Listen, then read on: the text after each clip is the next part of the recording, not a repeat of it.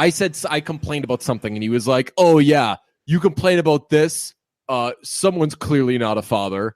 And I was like, "Yeah," because I looked up how to do it. Sounds disgusting. Brunch, hit it, boys.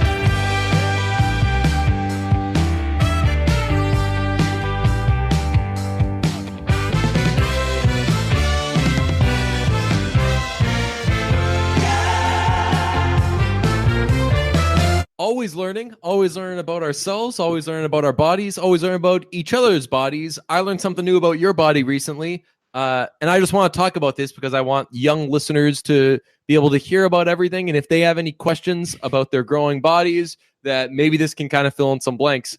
I did not know that you shave your chest. Yep. I did not know that any people in the world shave their chest other than maybe swimmers. And I feel like that's on me. Really? Yeah, I feel like I kind of feel like, so you shave your chest. I'm kind of afraid now I'm the only person who doesn't shave their chest. Well, I mean, have you ever seen a person with a chest that is not full of hair? So that means they shave it? Yeah, unless like they are physically incapable of Went right over my head. That is insane. Yeah. Yeah, like it's basically like the rest of my body where there is hair that grows there. It is very shitty hair. It's very patchy and does not look good. Yeah. So I shave it. Same as my face. I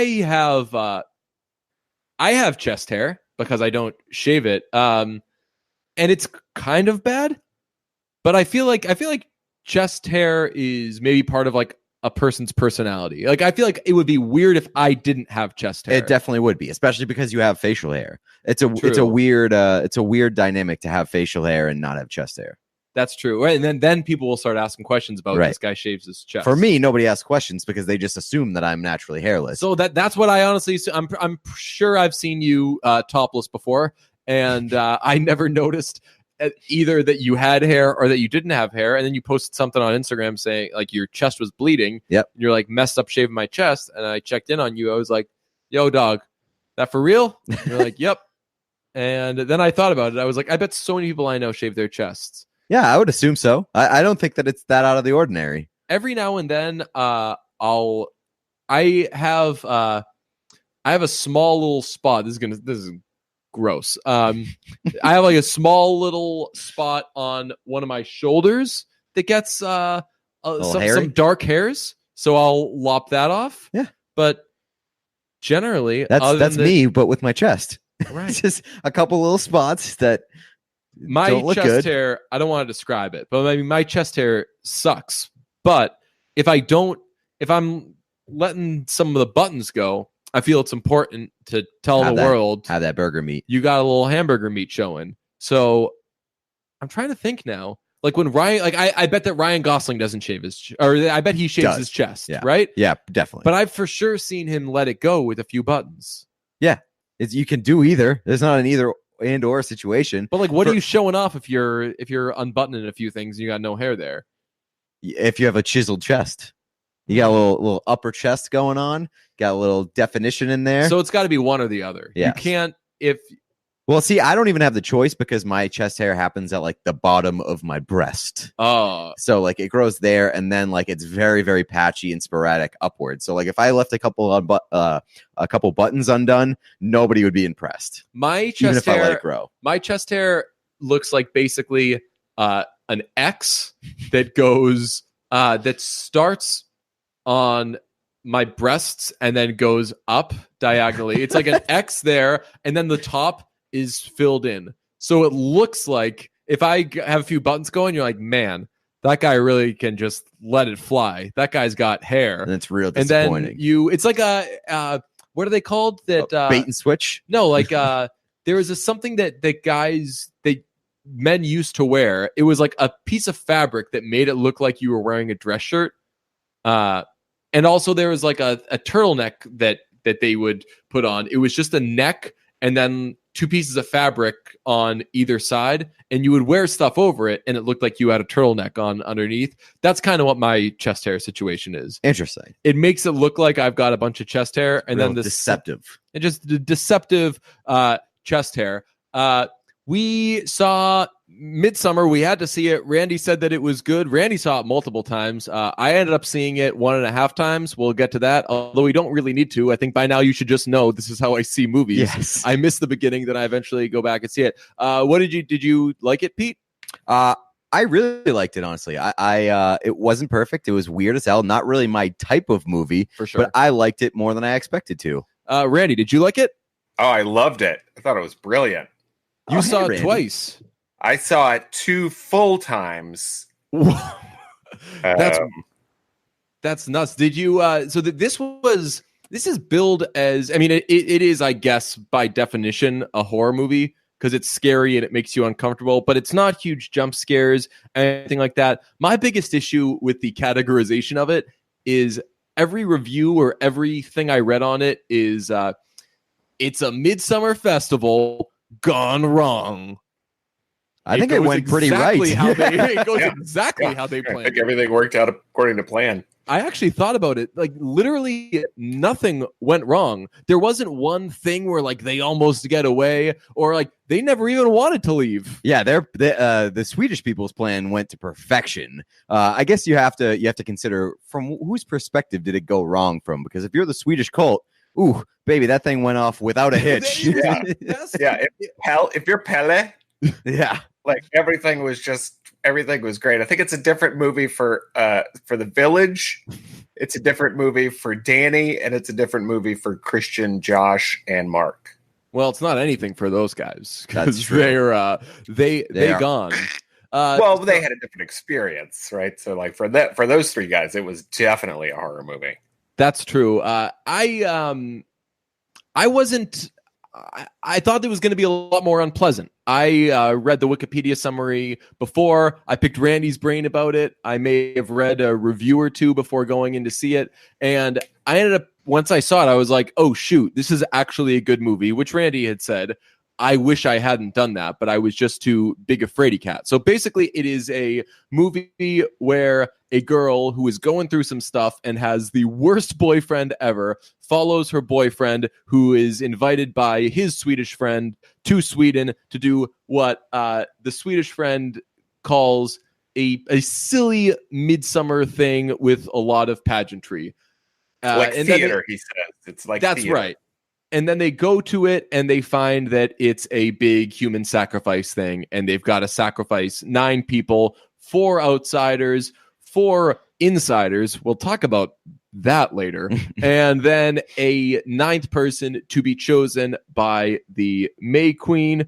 And spoilers, I guess, this girl who is kind of dragged along to this ends up being the May Queen and gets to choose who to sacrifice. So she kills her boyfriend in probably the most adorable way anybody has ever been killed. It's got a great cast. It's got Florence Pugh, who Pete and Randy, you'll have to tell me about her. Everyone fucking loves her. I have no idea who that her. is. Have you ever seen her before? No. Randy, who's Florence Pugh? I don't think I've ever seen her before, but that's just because I missed that Fighting with My Family, the wrestling movie. Oh, she was in that. Okay. She's Well, like that the main explains why we girl don't know her. in that one. But apparently that's a really good film. So. But we stan her though, right? I'm definitely a Danny stan. Right. People are stan like crazy. I've actually thought about for a while, we should do a thing called Randy, do we stan thee? When we ask Randy whether or not we stan somebody, the means, I looked it up, the means you. It doesn't mean this person. Right. But So it's just always you're asking if you still stand me. do we And I get to tell you whether or not you stand me. Randy, do we stand It's you? basically asking Randy if he's been canceled yet. Right. Oh, great. I'm glad that I'm put in charge of this because thank God. Yeah, that you're I'm put in the charge May of whether or Queen. not I'm canceled. You're the May Queen of this show. Although thee and thou and ye and all those things, all of those mean you. Yeah. I tried to look it up. What is him or her? Every word in Old English just means you. No, thou means someone else, right? I think thou means you. I think it's a different way of saying you. They really wanted to make sure they had you covered. So it's got Florence Pugh. Everybody loves her. Jack Rayner, who we loved from Sing Street. Probably the most appropriately named Jack ever. Is he? Wait, so he's the guy? He's the older brother from Sing Street. Is he with really? a big ridiculous wig. Oh wow! Yeah. All right. I thought that he looked like Seth Rogen in this movie, like a more That's not good. a more fit Seth Rogen. He was definitely. I like very that he fit. had like just a little bit of a kind of like a bro chub face. Yes, and his collar was way too big. His shirts were very weird. Yes, They were at times too long. They were at times too short. I couldn't tell if it was like those wide intentional collar things. I think it was, but he doesn't have the bone structure or like the he definition. doesn't have anything anymore. Yeah, that's true. Yeah, so I thought I didn't recognize him from anything. I did recognize Chidi from The Good Place, Of course. Yeah, William he's so good. Jackson Harper. And this is my favorite thing about the movie. And I learned this my second time watching it, my first and a half time watching it. Okay. Will Poulter, Yeah. the kid from We're the Millers, is in it. Mhm. And in the credits, it says Midsommar, Florence Pugh, Jack Rayner, William Jackson Harper, the kid who plays Pele, who's from one of those bands, and I forget what band it is. And then Will Poulter gets and Will Poulter. Oh man, What the hell? Yeah, we just They are dishing those out like candy these Exactly. days. It's like is an and free. We've had Randy explain ands to us, and it's basically we can't pay you that much, so we'll throw you this bone, right? It's a concession people give you, right? Yeah, we'll give you the big ant. Have you guys seen Bandersnatch? I have not. No. That's the Black Mirror one. Will Poulter's got a pretty good and part in that one. He gets an and on that. I don't know if he got. I didn't actually look, but I feel like that he has the definition of an and part in Bandersnatch. I haven't seen Big Little Lies yet this season. Does Meryl get an and? She gets an and. See, that is what an and Yes, should yeah. be. Yeah, I agree. And I mean, what has Will Poulter done to deserve an and? I like We're the Millers. It's a really great comedy. Right, but it's like, Whatever. cool, you can play a kid who doesn't have sex, which is the only thing he plays because that is his character in this movie as well. I don't believe that his character in The Revenant has sex either. So Is he in The Revenant? yes. Okay, he's also in Detroit. Yes. Yeah, He's the cop who just Is kills racist. kids. Right, racist, probably not having just sex. going around killing black kids. When does he get like a good character? When is Will Poulter like, oh hell yes, this is going to reflect good. This is going to make me look good. People are going to hold me in high esteem after this. I don't know, but it wasn't this one, that's for sure.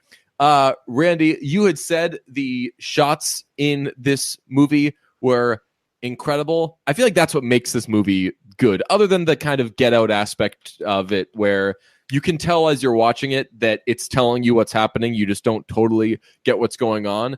But this was visually a very pleasing movie.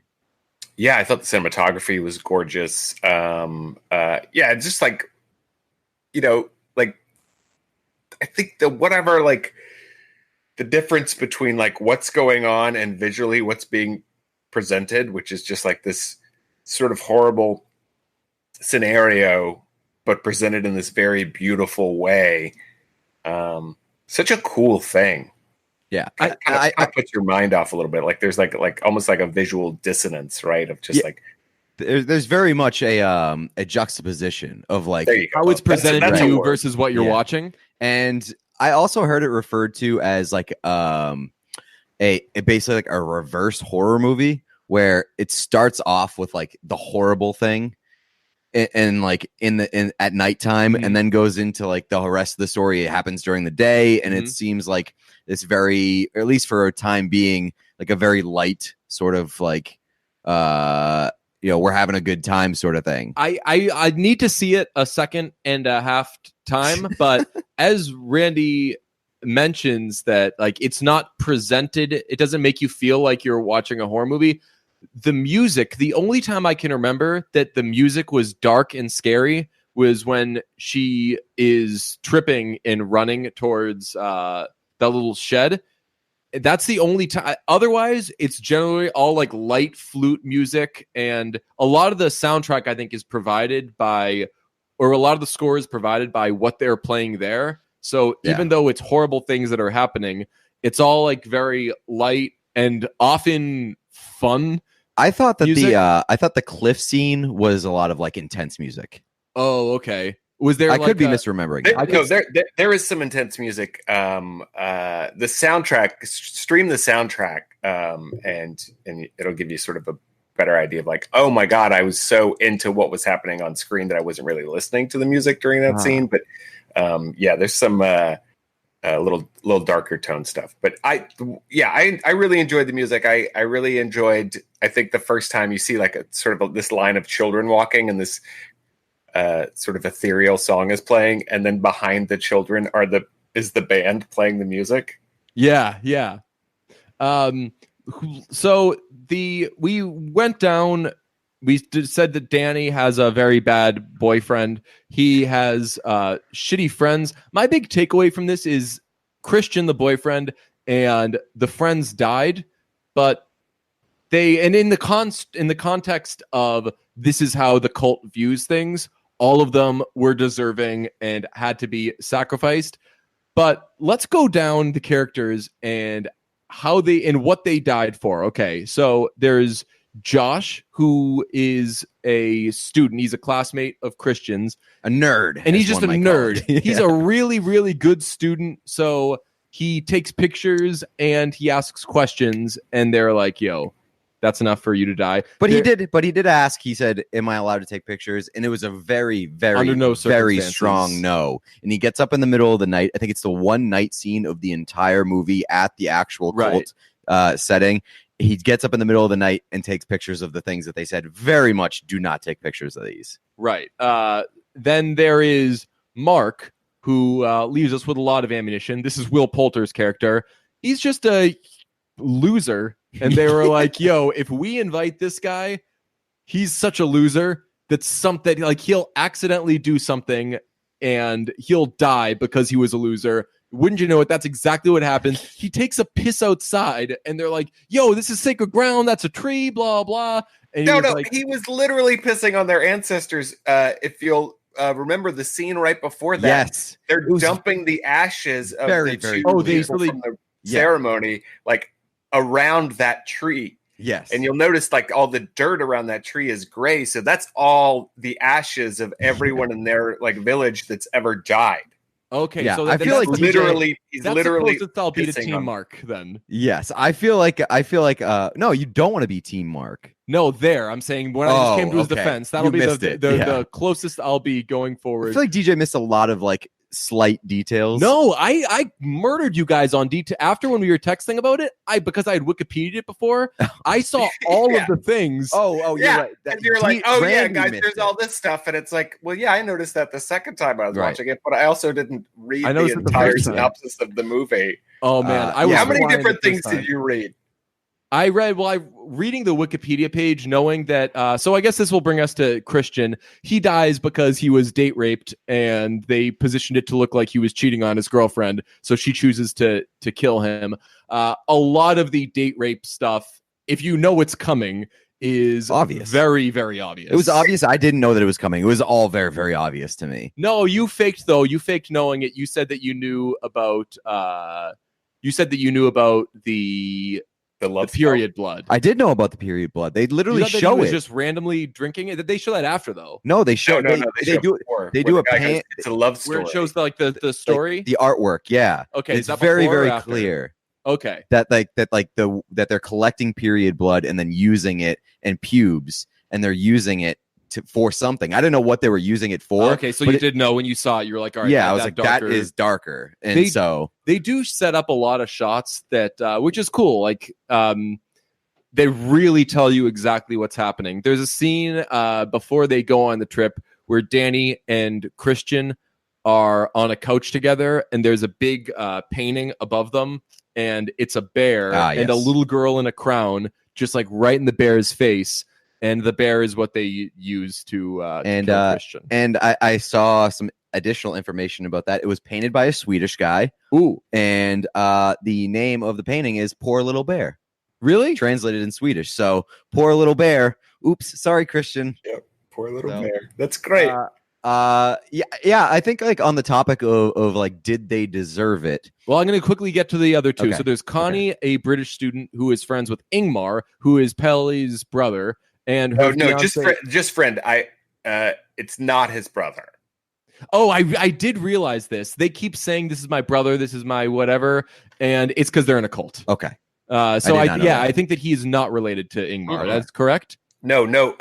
Pele's not related to any of them because if you'll recall, his family's dead.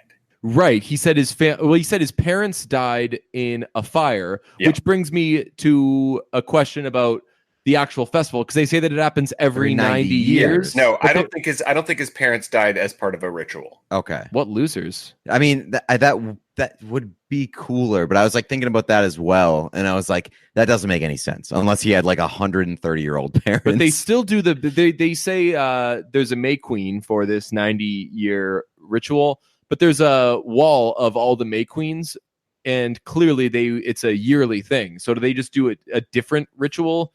Yeah, they just they do the May Queen thing every year. But they leave the murder for every 90 years. Pageantry of like we're gonna sacrifice 9 people. So if you recall, they also do when you turn 72, like you die. Right. So that happens. That's happening constantly. Obviously, every time someone turns 72, I guess, or every time 2 people, I guess they wait until like the second person turns 72 or something. I think it's like a 2-person ritual. As does the rape is that seemingly has to happen more than every 90 years. I am also going to go out on a limb here and say we don't know that it's rape. True. Which one? Like the Christian. One on drugs? Okay. Christian. Yeah. So Christian like meets with like the elder queen, right? And she's like, "Yo, she's about it. Are you about it?" And then they just cut away, and he never you never see like his response of like, "Are you down for this?" So I'm pretty sure that he was like, "Yeah, I'm about it."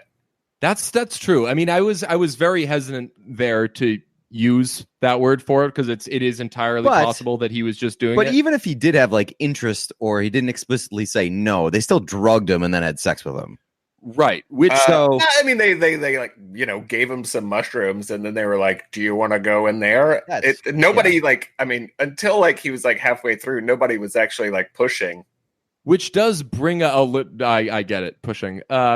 Which does bring me to what was I going to say? The point of that Christian might be the dumbest. It's hard to figure out who the dumbest character is in this. There is one of 3 possibilities. Has to be Mark. Well, Mark is like almost too dumb to be alive. So I mean, he died, or they chose him because he was dumb. So maybe that's true. So of the friend group, like is it Pell? Yeah, Pele. Of the friend group, I could only imagine that there was like one of them where he was like, "Oh, he's for sure he's going to be one of the 9." Because I could see Josh surviving and being smart enough to survive. Christian is not stupid enough to like be a sure thing, especially when he's Danny's boyfriend.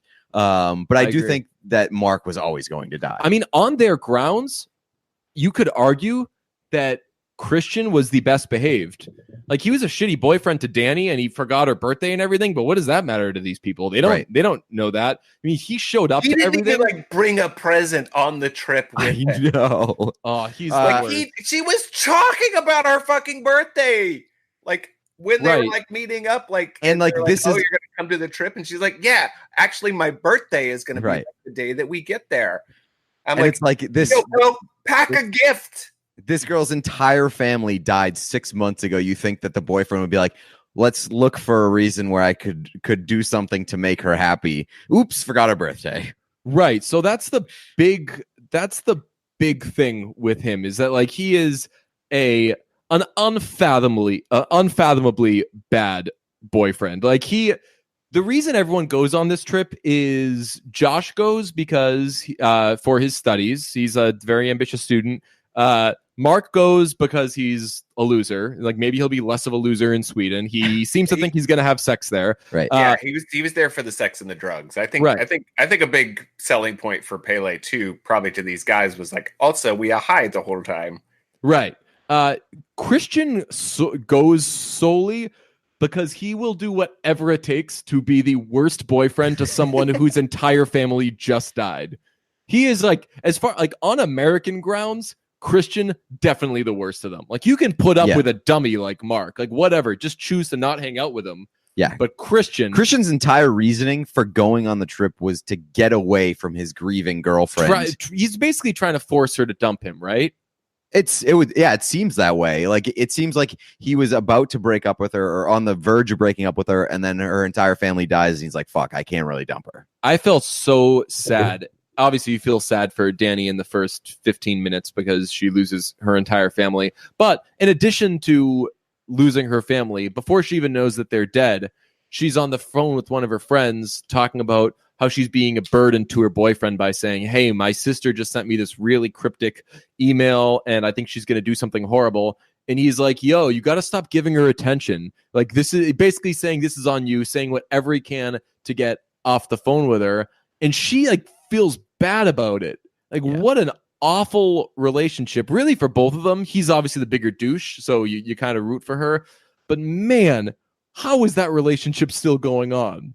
Yeah, I thought the opening 15, 20 minutes, the prologue, as Randy called it, was like spectacularly well done. Yes, when they shows the dead parents and you think that they're not dead.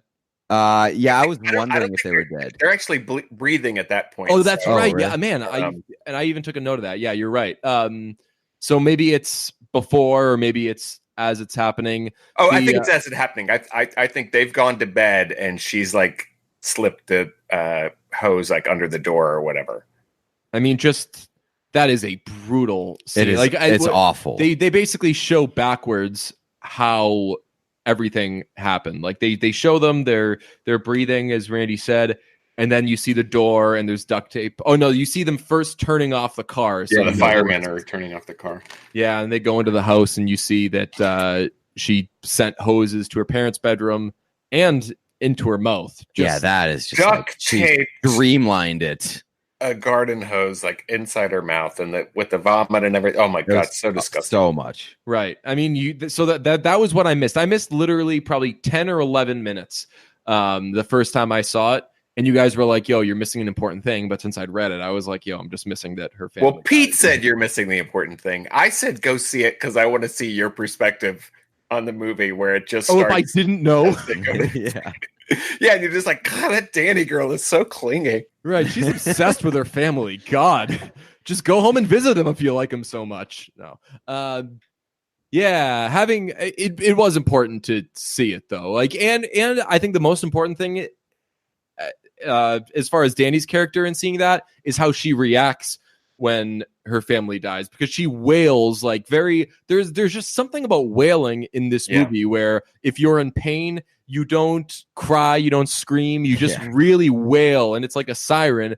And in this village, they all join in doing that, which is weird. Yeah. But you know, like, she is alone through this whole experience. Like, even when he's there, she's just like has her head on his lap, and he's like, he wants to be somewhere else, and she's just crying, wailing in his lap, and like he's just like, whatever. I think that, like, you know, we don't see some of this, like, as you know, as the time goes on between like the event and like the trip to this festival, but like, she doesn't cry in front of people.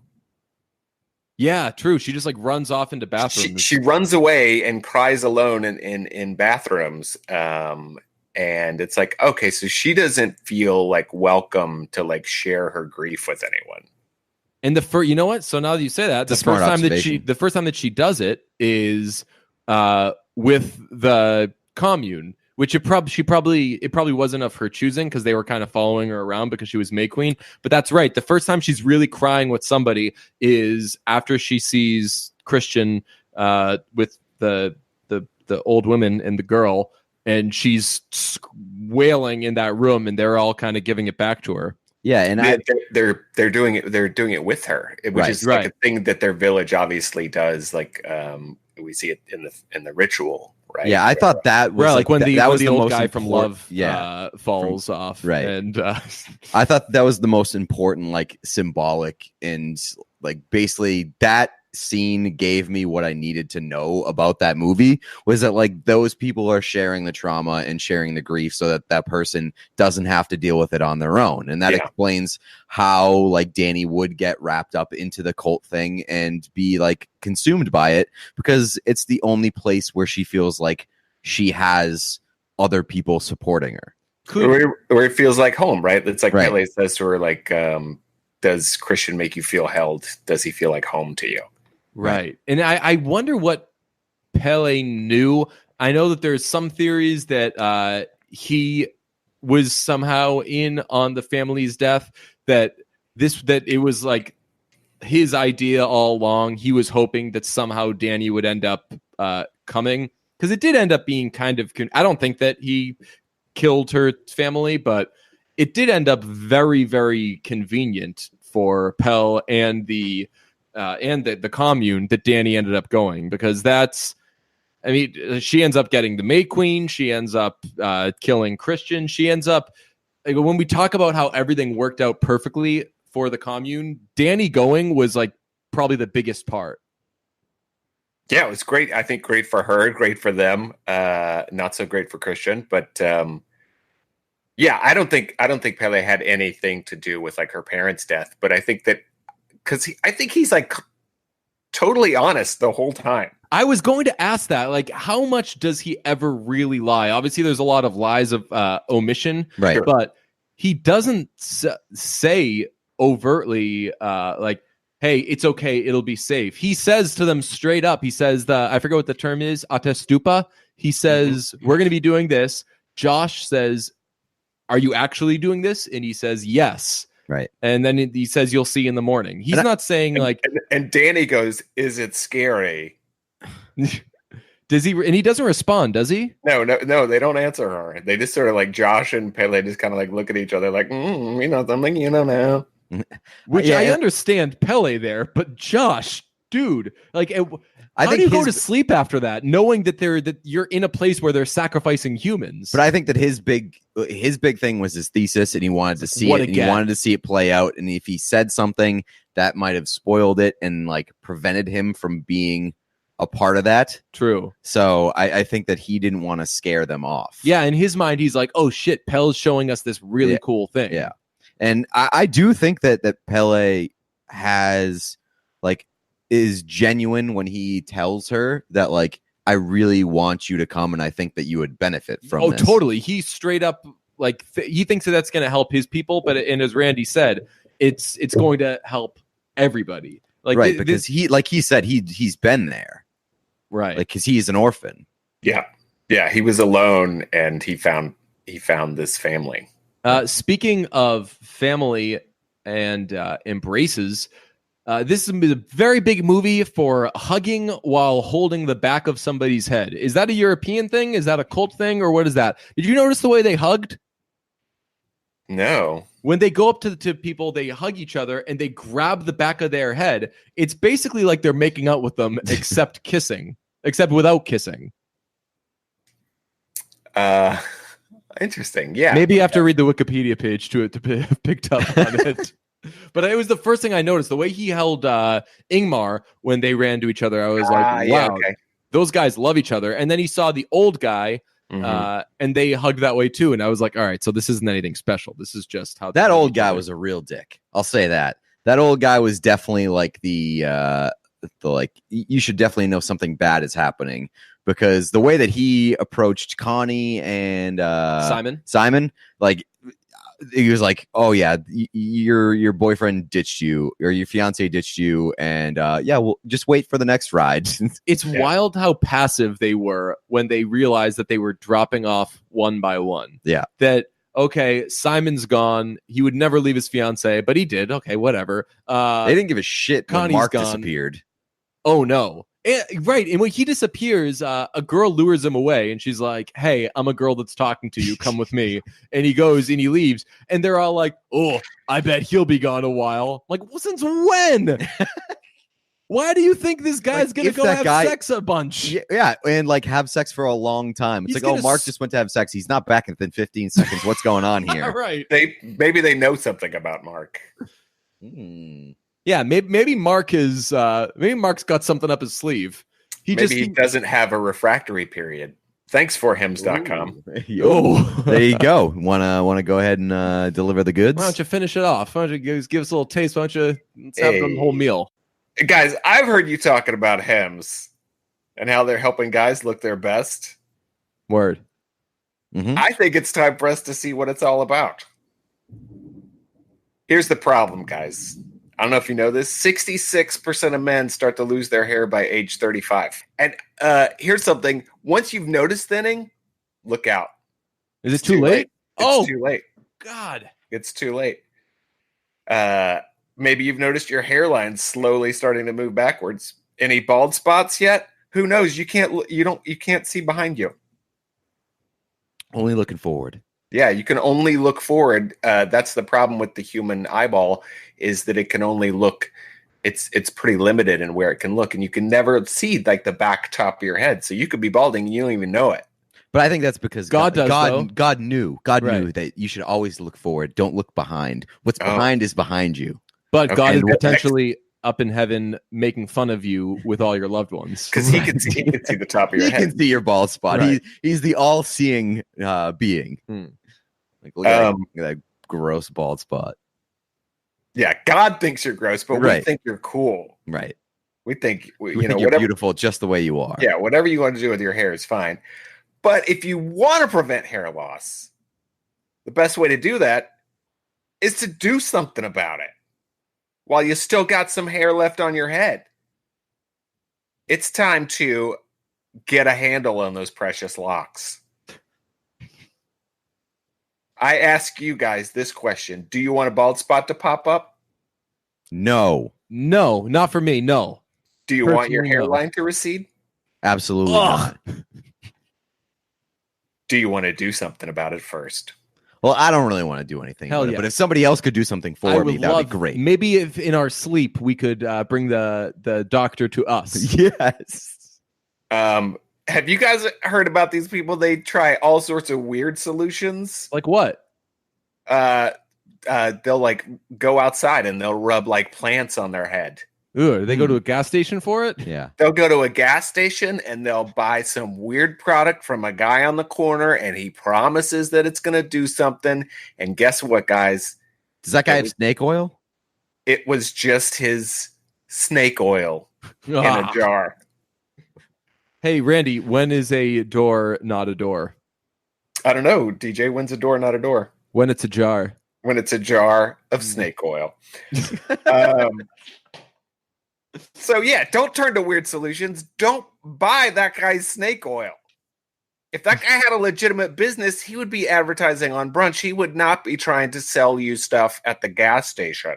Ooh, that would be a real problematic thing for us, is if somebody wanted to sell their snake oil on this podcast. No, that's no. You guys don't sell snake oil. You help legitimate progress products. Yeah, we're the anti-snake oil brigade here. Yeah, you guys hate snake oil. I've heard you guys talk about it. Like, we're all friends in real life. Let's make new merch. It just says snake oil with a line through it. Yeah, the number one anti-snake oil podcast in the world. Body by no snake oil. That's right. So yeah, don't take snake oil and don't do nothing. You got to do something. Yo, no snake oil. Actually, that sounds like a good brand name. Hell yeah! It's like, oh, it's that new T-shirt from No Snake Oil. It's $400. It sounds like a good band name. No Snake Oil. Yeah, not bad. You know what I should do? What should you do? I think you guys. What I want to do, what I think you guys should do, is when you come into a man problem, you turn to medicine. You turn to science. Let the doctors be in charge. And that's where my good friends and my colleagues and a few of my family members come into play. forhims.com. It's a one-stop shop for hair loss, skincare, and guess what? Sexual wellness. Hell yeah. Got bone problems? Oh, God. For Hims. Balding is not a necessity, guys. It's not an inevitability. It's optional. Hims is helping guys be the best versions of themselves with licensed physicians, not people at gas stations, and FDA-approved products, not weird snake oil, and they help you treat your hair loss. Their prescription solutions are backed by science. Hims was created by some dude. But you know what? He knows some men's health conversations are easier online than in person. You don't want to go to your doctor and be like, hey, doc, I got a bone problem. No, you want to do that on the internet. You want to go on the internet and tell some stranger that you have a bone problem. And he's like, I'm a stranger, but I'm also a doctor. Dr. Stranger. No more awkward in-person doctor's visits or long pharmacy lines. No way. You connect to the doctors online, saves you hours, completely confidential and discreet. They never even have to see your face. Answer a few quick questions. Or your penis. Yeah, they don't need to know. You answer a few quick questions, like, what's your problem? Boom. The doctor's going to review it. And if he determines that it's right for you, he could prescribe medication to treat hair loss that is shipped directly to your door.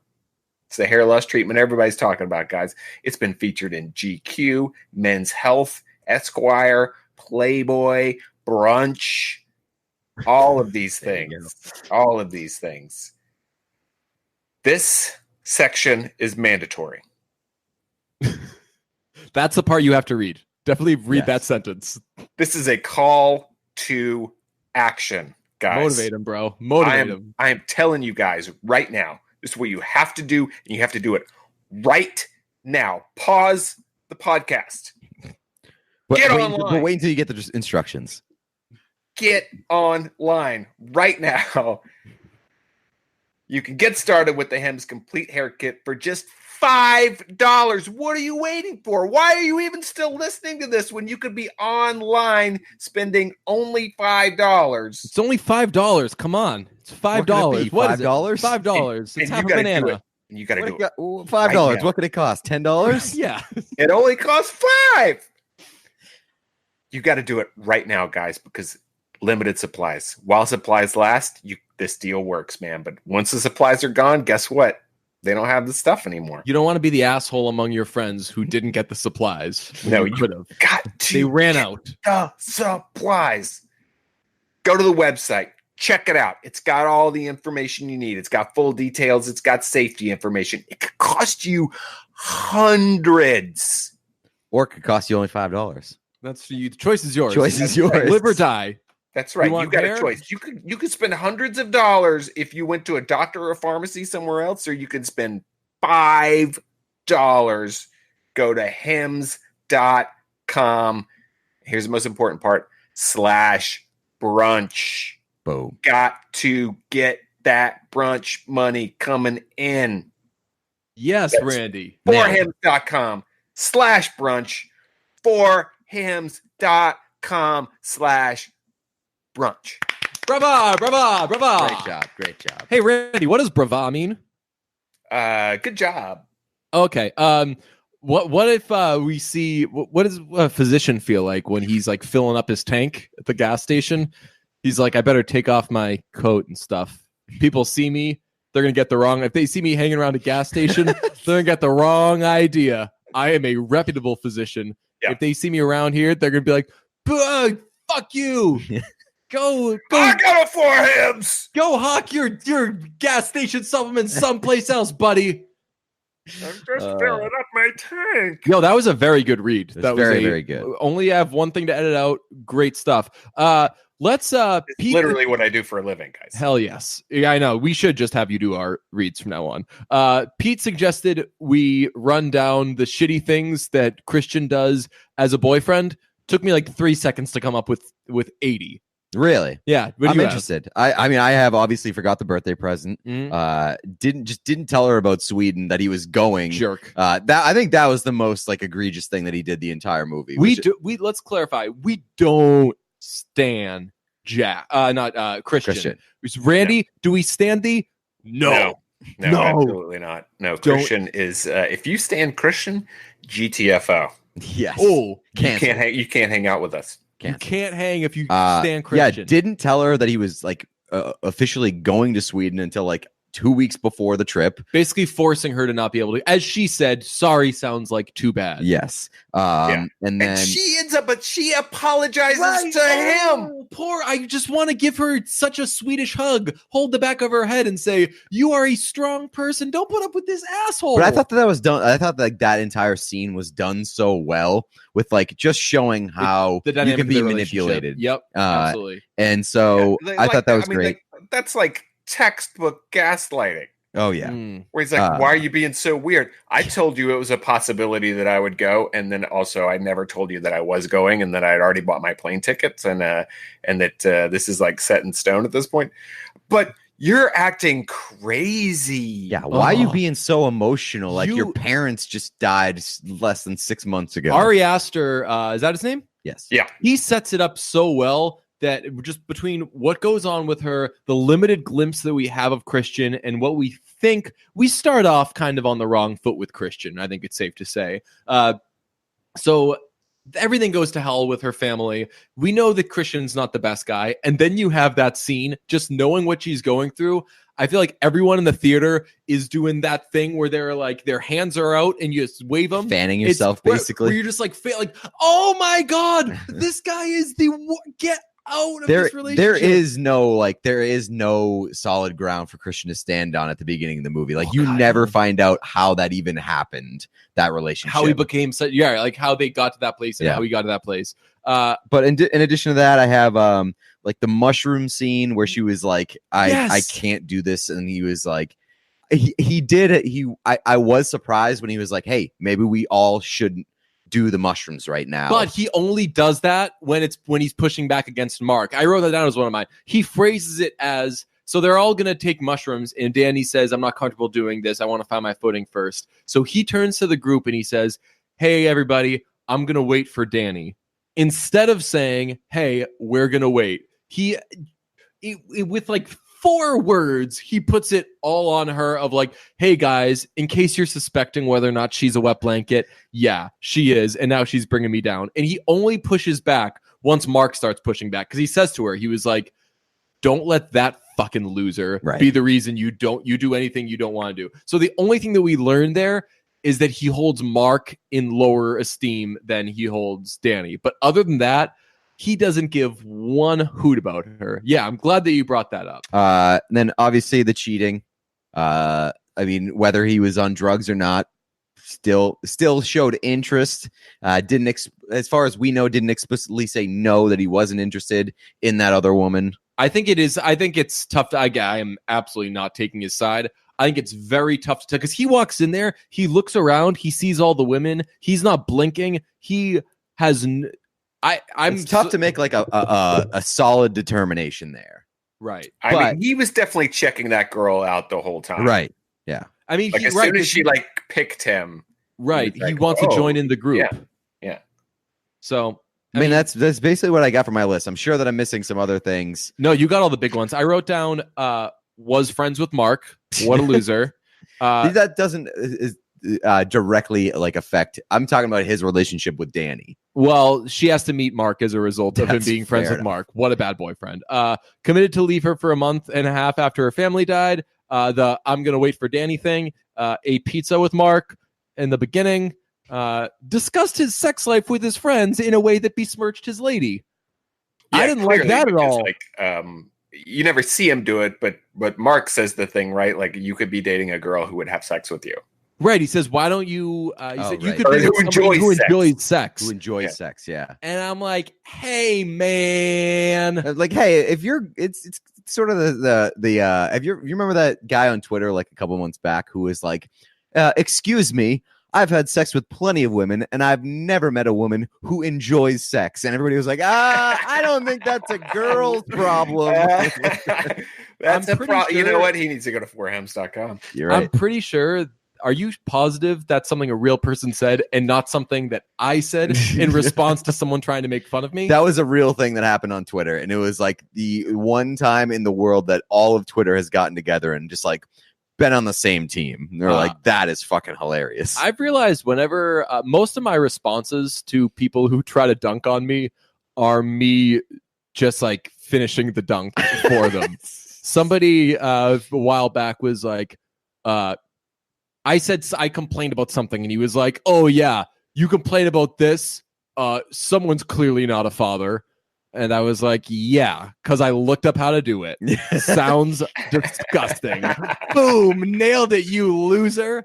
Yeah. So I think that if I was looking at those two people and I was like, this couple is not having enjoyable sex, I do not think that I would point at Danny.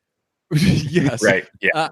My big thing with that, though, it's one thing to discuss the intimate goings on of your relationship. Maybe you do that with your closest friends and people that you can trust. And I don't know, if you're having a problem where like, hey, like we're not having a lot of sex or something like that, maybe you disclose that to your closest friends. But to Mark? No, How are you never gonna say tell that shit to Mark Mark. that? You never say that shit to Mark because you know what Mark's going to do. He's going to bring it up in public in front of all your friends. And I mean, somebody who's making comments about your sex life, who's traveling to Sweden for the opportunity to have sex, For maybe there's a chance I can have sex there. You know who Mark is? Mark's the guy from Love Actually. I thought about who that. needs to travel to America for the possibility of sex. Except that guy goes to America and immediately cleans orgy. up with. Mark immediately gets to a foreign country and dies. He has an orgy with January Jones, right?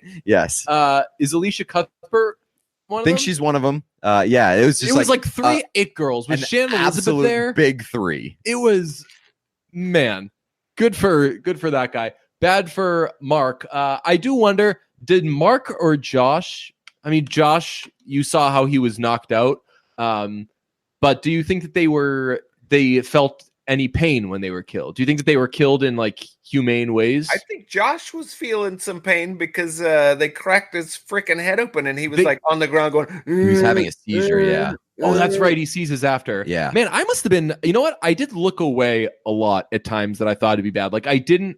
I think I saw when the woman elder hit the rock. Yeah. And then once the old guy from Love and from Freaks and Geeks, the principal, hurts his leg when he hits the rock. By the way, that guy sucks at killing just himself. A terrible jump. That is awful form. I think that's part of the ritual.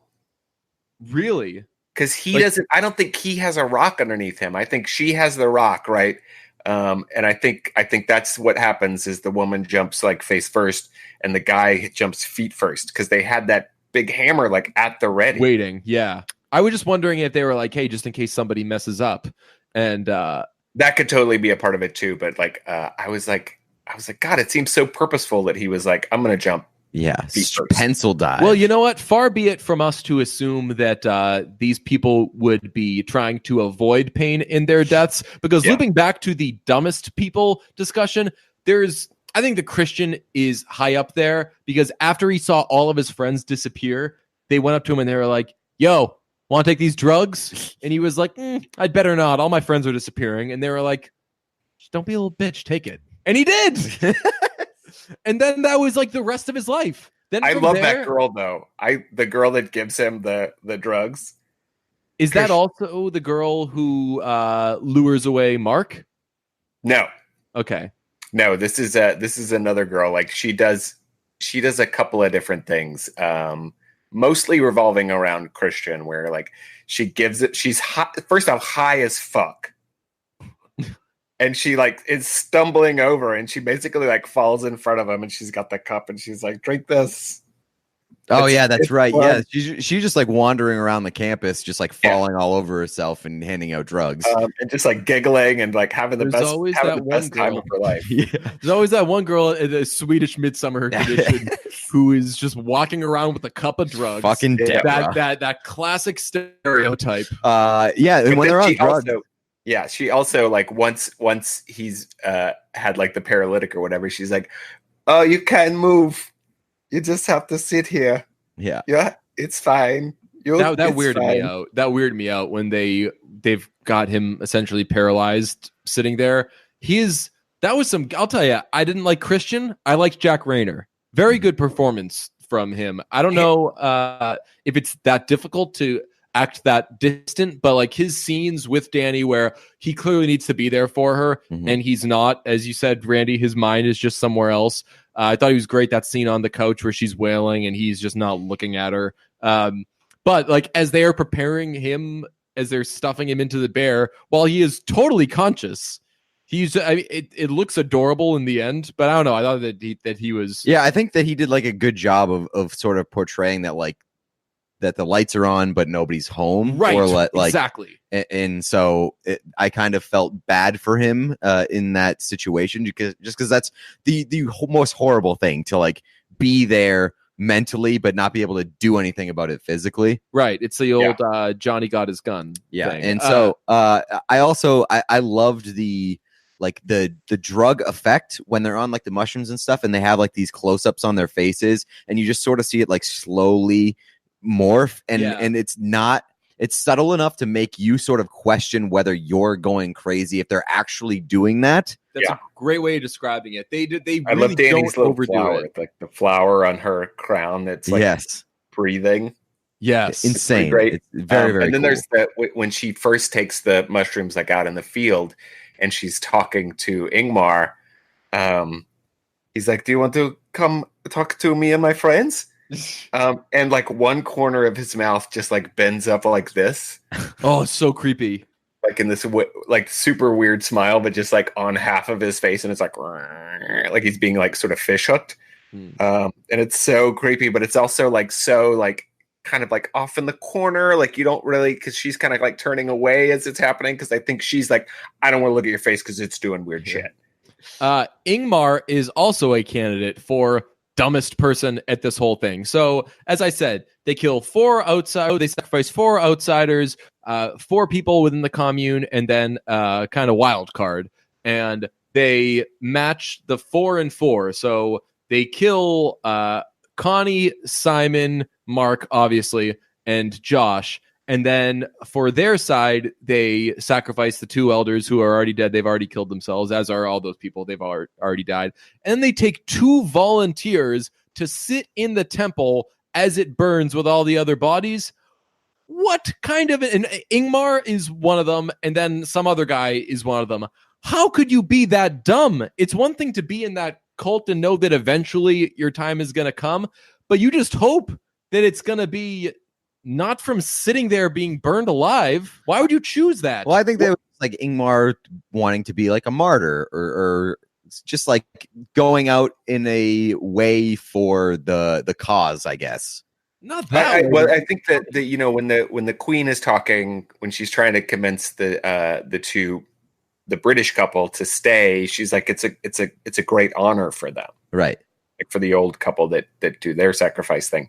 So I think it's like seen as like a great honor to be, especially on like the ninth, like the huge anniversary. It only takes place every 90 years. I think it's a huge honor for them.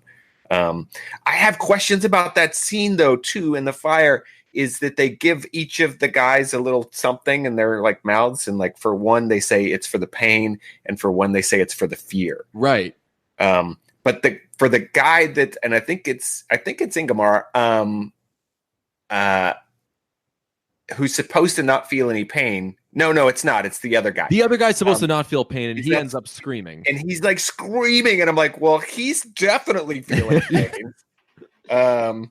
But then Ingmar, who they said like, no, you'll have no fear or whatever, like we don't really see his reaction. I just thought the dynamic of like those people having to die together was weird, because some of them it's like an honor, and then the other ones like they're being punished because they did horrible things. Oh yeah, that's true. Yeah, and so like I think the point of the festival or whatever is to get rid of all the bad juju in town. Right. And to sort of rid their village of any like negative elements. So I think bringing in the outsiders, and we're like, like this is like, I think they're representative of like the outside forces that sort of that they don't want in their town, right? Like we don't want this like disrespect. We don't want this just sort of like the dumbness of like society to like infest our village. So I think think there's something about like having like the two sides, right? Having the strangers and having the people of the village to go like, we're all coming together. We'll definitely bring these guys in because they represent all this bad stuff, but then we also want to like give a piece of ourselves. I wonder also if that's why they dress up the bad people, the outsiders, I guess. Like they dress up those people as like these sacrificial animal type things. Yes, some of them play parts, right? So like early in the film, like the children are playing, and like one of the people is like, what are they playing or whatever? And I think Pale's like Skin the Fool. Oh, they're playing Skin the Fool. And then of course Mark is the fool. Mm-hmm. And he's been skinned. And they have a jester's cap on him. Yeah. Yeah, Mark really does not. Mark, it's never good for Mark in this movie. Well, I saw that Ari Aster said that like this is supposed to be like the structure of a fairy tale, like a really dark fairy tale where like Danny is the princess in distress, and like that's represented by the May Queen and like the crown that she ends up wearing, and obviously like the distress comes from, it's pretty obvious. Then like Christian is the idiotic fucking like prince who like clearly forgets her birthday. Yeah, who is just like very, very clueless. Josh is the scholar and sort of like the wise man, and Mark is obviously the jester, and then Pele is like basically like the elder. And so I thought that was really interesting. Or maybe Pele's like Prince Charming, and Christian is the bear. So Christian's like like brute force or whatever. He just slays like the bear. I mean, he's like a brute. And Pele rescues her from all of this negativity. Yeah, I was going to say they really do lay down a lot of groundwork for. I mean, you mentioned does Christian feel like home to you? They do lay a lot of groundwork for Pele, and really this entire commune can kind of provide all the things that Danny needs, and that he solves a lot of her problems. Like Christian is not there for her emotionally, and Pele is constantly, and I think genuinely, checking in on her and seeing how she's doing. Like the way that he definitely plays those other guys, but it doesn't seem like he's necessarily playing her. And I think that if she were to have to be sacrificed or she were to have to die, I think that he probably would actually be upset with that. Whereas he did not mind losing those other bozos at all. I think that he definitely knew that she was going to be perfect and would fit in and find the family there. I do want to talk about the because you mentioned the fairy tale thing. The first thing you see and hear in the film is almost like a Once Upon a Time, like like kind of a like it's just like a short, almost like 10 or 15 second, like you're about to experience a world of wonder, and then you've got that plate, right? The opening title sort of plate, which is just a painting of the events of the film, but presented in almost a storybook aspect. Yeah, I thought that was very cool. Do we have any criticisms? Well, I have a question. Why does everyone say that this movie was funny? There were people in my theater that were laughing, especially during the big insemination ceremony. Okay. Yeah, I mean, I did have laughs in my theater, and I guess like if like you can laugh at the absurdity of it. Especially, well, I mean, like Ari Aster just loves blowing people's faces up. It's like in like the darkest way possible, because he does that in Hereditary 2, where it's just like the face just gets. There's a Hereditary 2? No, in Hereditary. I was like, man, you got me considering seeing this shit. I'm not seeing two of them. So he just loves the absurdity of violence, I guess. He has said also that. I saw that in an interview. He said that like he's got something with head trauma for some reason. Ew. Mark is a very funny character. Like when they're in the field, like tripping, and he's like trying to like control everyone's trip. That part was very funny. Yes. Where he's like, "Let's all lay down. Everybody lay down. God, just lay down. It feels so good. No, seriously, but lay down with me. Let's just lay down." But I love it because it's like even on drugs, they would never listen to him. Yeah, I didn't find it particularly funny, but there were also people who said that Get Out was really funny, and I think that it was classified as a comedy at one of those. Oh, really? Yeah. So the Golden Globes, which has like a weird, if it's any genre, the Golden Globes puts it into like the comedy or musical. If it's not a drama, it goes into comedy or musical. Is this like when they wouldn't classify Run the Jewels as rap at the Grammys? Right. They were like, look, you can have alternative rock or you can have nothing. Weird.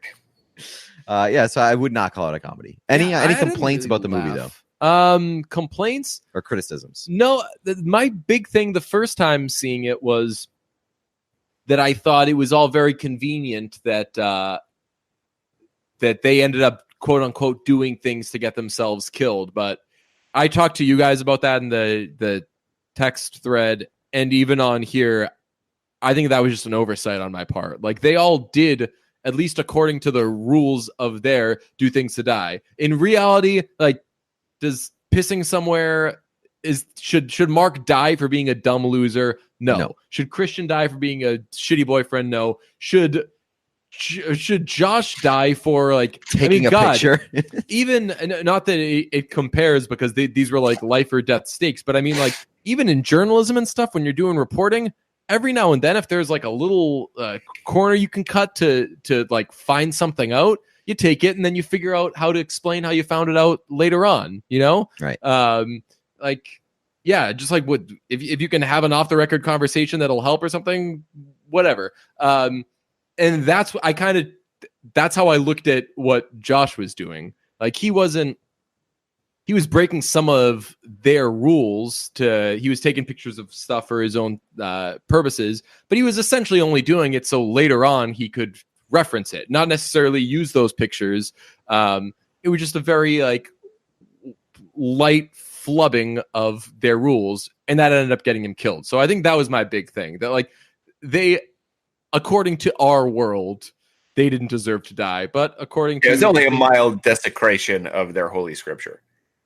Yes. Right. Does that mean that Danny is the worst person of the friend group?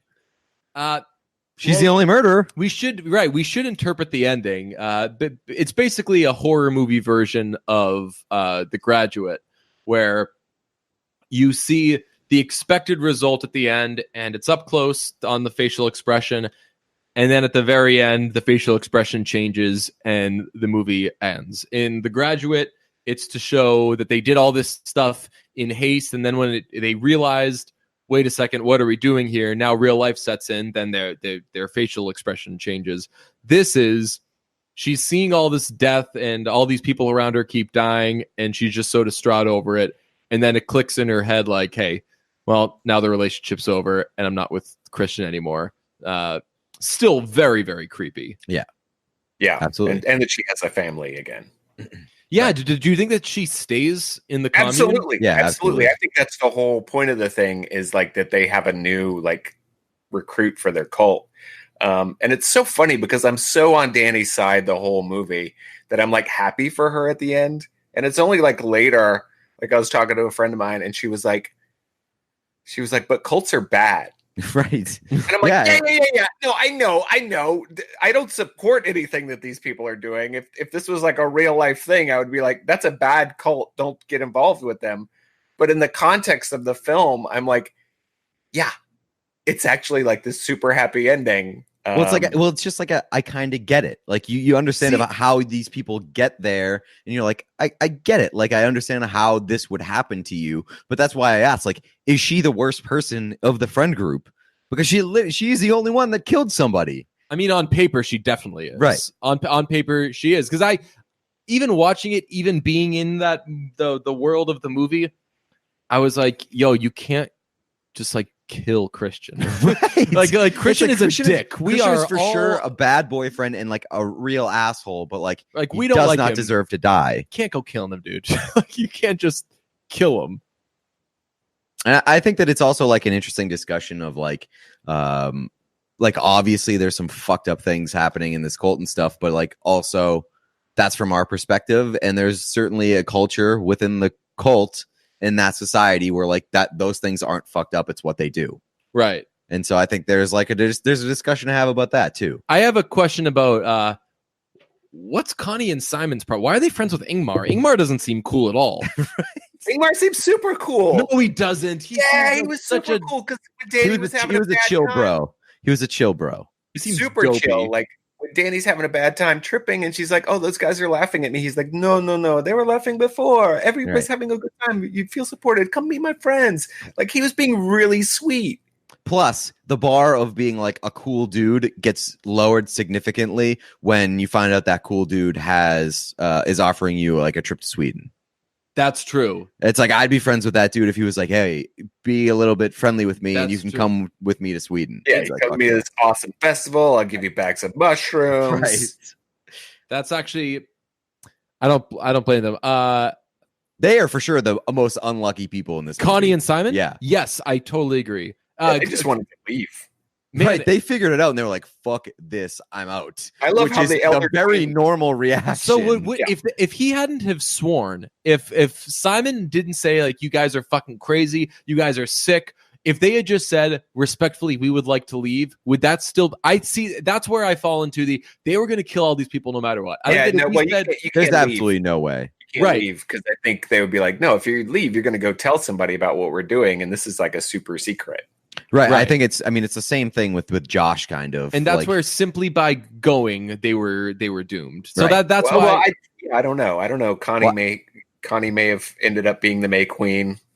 I mean, I think Josh got killed because he took photographic evidence of like what's happening there. So if he were to escape, right. like he has literal evidence against what they're doing, and I think that's why that was immediately like you're fucking. And dead. that's the biggest thing that makes this movie so creepy. There is never a plan or there's never a thing of how are they going to get out. They're all there choosing to be there, and they drop off one by one. But we're basically watching this through the lens of Danny, and it's never really a thought in her mind. Like she's unhappy after the ceremony where the two elders kill themselves, but she's never thinking, okay, at this time, this is where I make a run for it. And with other movies where Americans end up in a strange land and it's dangerous, whether it's like Hostel, Taken, whatever, it's all about, okay, how are they going to get out? How are they going to get saved? There's never really a sense that they're planning their exit strategy. And I think, know that it's all going to end there. And I think that's like a cool part of this movie is like it's just as much like psychological warfare as it is like physical torture. Totally. And that's why I was so afraid to see it, because we're like I asked Randy last week and he said it's a lot of, oh no, am I really watching this stuff? It's a lot of disturbing stuff. And I don't want any of that. I'll say that I asked if Josh and Mark felt pain. I'd forgotten that Josh seizes and isn't immediately knocked out. So he feels pain. Definitely the worst is Simon. Oh, where he's like literally strung up like an eagle. They keep him alive. Yeah. Yeah, because his lungs are like breathing. Yeah. That is so gross. And I'm pretty sure they were they eating him? Yeah, what's going on? He's above chickens? I don't think they were eating him. I don't think that cannibalism is a part of the thing. But there is like weird shit when they're having like the final feast when they like try to feed her like the salted fish or whatever. There's like a weird sort of woman-shaped like mound of some kind of material that you don't really ever get a good look at because like you're seeing it through Danny's and Christian's eyes and everything's sort of like breathing and morphing. There's a shot from above and it looks sort of like a woman's torso. I know it's not a human body and it's just some sort of, I don't know, meat or something that they've like sculpted into like a sort of fertile symbol, I guess. I would say the one thing that I like really didn't need in this movie was like the inbred whatever they call the Oracle. The Oracle, yeah. I feel like that didn't serve any purpose. Yeah, there's I agree. There's a little bit of some chatter online about like the eugenics aspect of the whole thing, because they do talk about bloodlines pretty significantly. They're like, oh, the reason people in Sweden are so beautiful is because this is where Vikings took like the beautiful women of the villages that they sacked. Right. That was said directly in the movie, wasn't it? Yeah. Yeah, by Mark, I believe. Right? But I think that's like Mark a joke, asked, right? Oh yeah. No, it's not a joke. It's true. It's why like Norwegian people are so beautiful is because Vikings literally kidnapped the most like beautiful women from the villages that they sacked and brought them back to their homeland. Yeah, I just thought that was like a very weird, like, hey, let's include a mentally disabled person and then just like do like close-ups on them and have it really serve not any purpose. Or I mean, like, yeah, it doesn't like doesn't move the plot forward at all. No, but it is like it does sort of explain like how fucked up these people are. Is that they actively inbreed to get people with cognitive and or physical disabilities to become their like oracles. Right. Do we think that this movie is going to get any year-end love? God, I don't think so. But God, I would hope that it did. I could see you for like cinematography or like costume design. Okay, like costume design or like set design. Both of those things were really great. Maybe not costume, just because like the only thing that was really like the flowers and stuff were unbelievable. Yeah, I thought that was great. I think that this is going to be just one of those movies that doesn't get any love at the end, but I mean, I'm very glad I saw it because I thought it was a really good movie, and it kind of falls into not like the big one for me last year with that was A Simple Favor, which was certainly an imperfect movie, but I wouldn't have been totally surprised if it got some love at the end of the year. My guess would be, as you said, probably nothing huge. They gave out awards for best acting like you're tripping. Oh yes, because both Christian and Danny do a great job of having bad trips. For sure. Like Christian's bad trip when he's like at the table and he's just like, well, he's just got like the sort of like dopey look on his face and he doesn't know what's going on. And he like asks the dude next to him, like, what's happening? And he's the only one that's not in the robes because he's because she now has become May Queen and that is a great scene. It's super weird with the fish, as you mentioned. I'm not going to go down this road, so let's only just drive by it. But is it like Hereditary? How does it compare to Hereditary? I'm not going to see it. I think that Randy put it pretty well last episode that it has more of a point and like an end goal than Hereditary. Hereditary is creepy as hell, though, right? Hereditary, there's ghosts and like possessions and like it's more of a classic horror movie. There's definitely like more horror elements in Hereditary and like I guess an equal amount of horrific things that happen. Mm-hmm. Like if I were to like go through like the horrific events, I'm like, okay, yeah, there's there's Ant Head and there's the husband on fire and there's the lady there when Toni Collette saws her own head off. It's probably equal amounts like violent, heavy things that happen. But Hereditary is presented more as a scary thing throughout the whole thing, even though it's not like a lot of like jump scares or anything. It's just like sort of creeping dread. But I think Hereditary is a lot creepier than. I think it leaves you with a lot more questions too. Hereditary, you definitely want to like go and like find out who this like King Payman is because it's a real like thing and like sort of like mythology. One of my favorite things about seeing films is that when we go to the theater, we see the previews, and the big one that I think we all came away with was it's a movie coming out called Ready or Not. It comes out next month. Just hearing of it now. So, is it a Blumhouse movie? Probably a humdinger. Let me. I don't think it's Blumhouse. I don't think it is, but it just sounds like it would be. Oh yeah, like Blumhouse presents or Blumhouse's Ready or Not. It stars someone who kind of looks like Margot Robbie, but Samara Weaving. Who's that?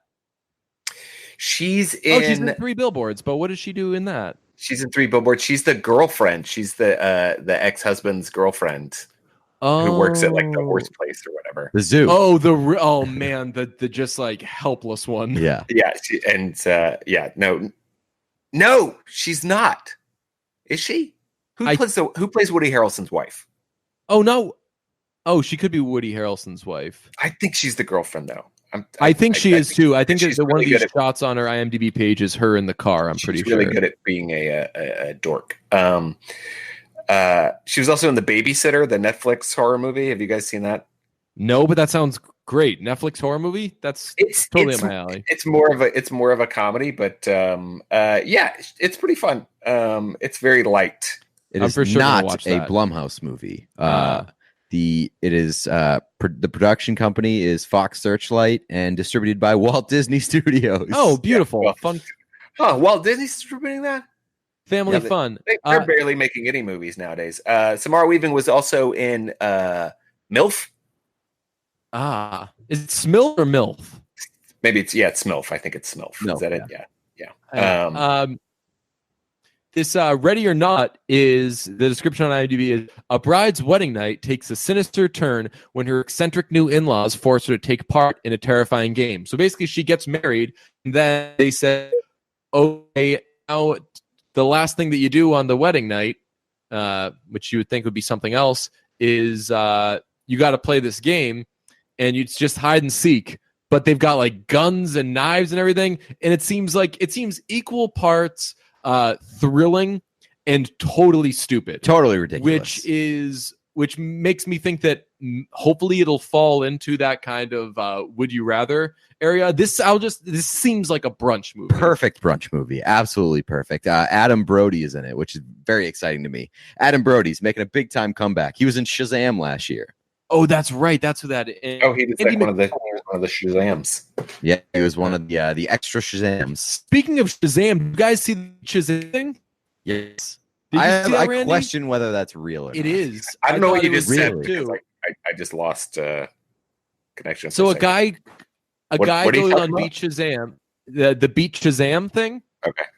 The show. It's a game show with Jamie Foxx as the host. I was actually casting it. Real talk, didn't end up doing it. But he was a guy goes on this show. He wins at the end, and there's like a funny back and forth between he and Jamie Foxx, and it ends. And Jamie Foxx like roasts him because that's all Jamie Foxx says to people. Jamie Foxx seems like the meanest person in the world. And then it ends, and it says in memory of, and it's a picture of that guy who had just won. He died before it aired. Yeah, but you're missing the most important thing.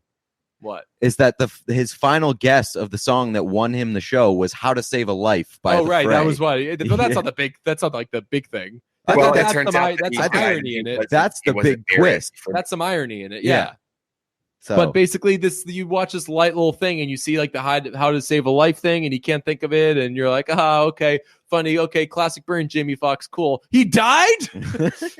Oh man, I've got to go watch this now. I think I saw someone link to it, and they were like, "This is a Tim and Eric sketch come to life." Oh no. Yeah, but Ready or Not, I think it'll be a perfect brunch movie. I'm very, very excited. Yeah, it's gonna be terrible. Oh, it is. Yeah. But it is. I'll tell you, it is 95 minutes long, which is mwah. I love when movies are like, "We are shitty. Let's get in. Let's get out." Yeah, I like more when. So 9. The traditional, like your generic movie is this long. I love when it's under 90. Like if I get like 89. Yeah. Like what was Pop Star, I think is like 85 minutes long. They're like, we're not going to give you any more than we have to. This is going to be a really stupid movie, which it is, but it's positively elite. Yeah, no, it's brilliantly fantastic. Yeah, I was telling you guys when you were asking me if I'd seen the previews for Ready or Not about a film called You're Next. Do you guys know about this film? No. You should watch it. That's actually a good brunch film too. You're Next. Yeah. Is it out right now?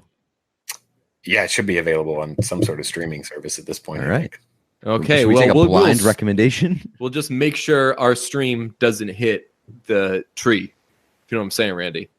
Nope. Oh, the ancestral tree. Yeah. Yeah, cool stuff. Love you, buddy. Pee in the toilet. Wait, before we go, you said after last week's episode that you had a theory about Father John Misty on Stranger Things. Oh yeah, hit us. Oh yeah, no, I think he probably would have auditioned for the Murray Bauman role. The role of Yo, Brett we've Gelman. said that 1,000 times. Oh yeah. Well, then I agree with you. All right. But that's my theory. You guys just stole it from me. Hell of a theory. Also, you hung out with Judy Greer. We never talked about. You sent us a text message. It was a picture of you and Judy Greer just dancing and having the time of your lives. And I'll say, you get to do a lot of cool things, Randy. I truly love Stranger Things. It is a great show. Nothing means more to me than this is going to sound. I'm like a weirdo, but like few things mean more to me than Judy Greer. You want to talk about standing? I probably stand her to death. I need calm down about Judy Greer pills. So knowing somebody who has met Judy Greer, that honestly, that is cooler to me than Stranger Things. That is, what was that like? It was great. Judy and I have a few mutual friends. Oh, by the way, what an asshole move by Randy, sending us that picture and then being like, "Oh, we're at a mutual friend's wedding." Yeah, the mutual friend just fucking Sean Gunn. No big deal. I mean, he's no Judy Greer, but he's like Guy Judy Greer. Tell us some stuff about Judy Greer so we can say that we've heard stuff about her. She's great. She's great at dancing at weddings. She's great at giving wedding speeches. She gave a speech? She read someone else's speech at this wedding, and let me tell you, it was a glorious speech. It was very well written, but I was like, you know what, Judy really fucking hit all the high points on this speech too. Oh man, that is such a good idea, right? To write a speech for a wedding and then be like, "Oh, but Judy Greer's at this wedding, so let's just let her do it." Well, the guy couldn't make it to the wedding, but he did write a speech, and then he had Judy do it, and it was a speech about like how to keep your marriage happy as a man. Oh hell yeah! And the first thing is.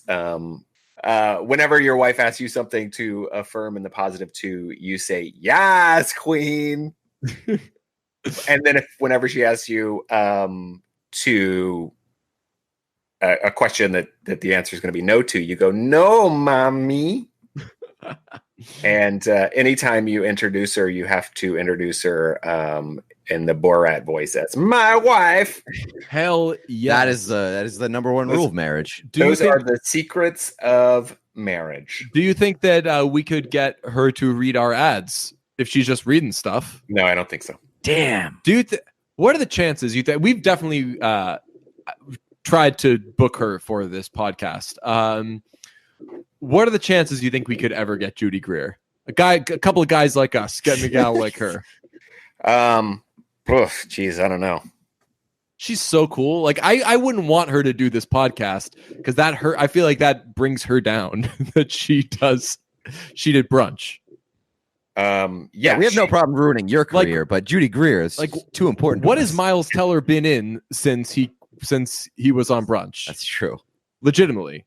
Yeah, they were talking about him being in that Elvis movie. He's not Elvis. Yo, they must have cheaped out on that Elvis thing, by the way. Who the fuck even is the Elvis guy? Miles Teller's in a show on Amazon right now that's really fucking bizarre. Oh, it's not Miles, and it's not Ansel. What's his Ansel? Elgort.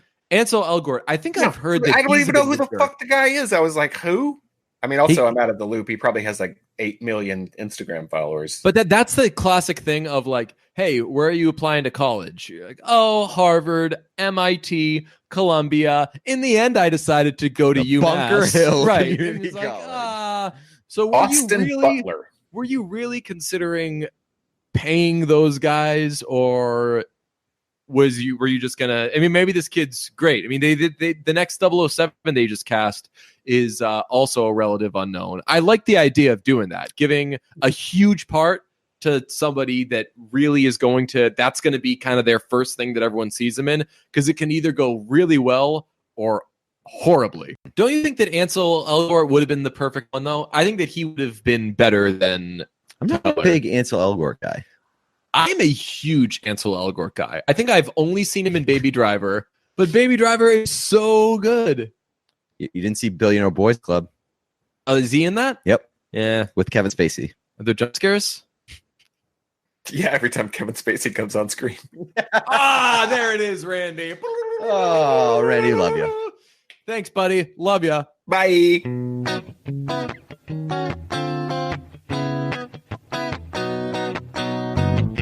Boys Club. Boys Club. Boys Club. Boys Club. Boys Club. Boys Club. Boys Club.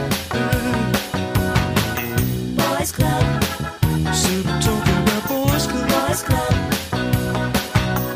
Take the time, have some fun. Go outside, make love in the sun. Boys Club. Boys Club. Oh, now, yeah, yeah. Boys Club. Oh, now, I'm talking about Boys Club. Boys Club. Can you dig it? Boys Club. Boys Club. Tell your woman, tell your man. Go somewhere that you got to understand. It's Boys Club. Boys Club. And I know they'll understand. Boys Club. Oh, yeah, talking about Boys Club. Boys Club. Boys Club. Come on, Glenn. Come on, Glenn.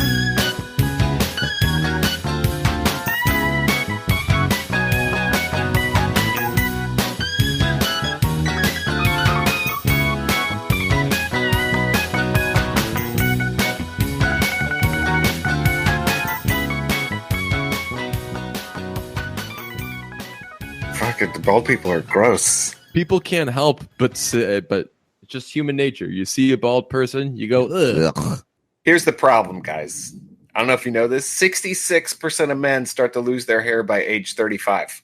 Fucking gross.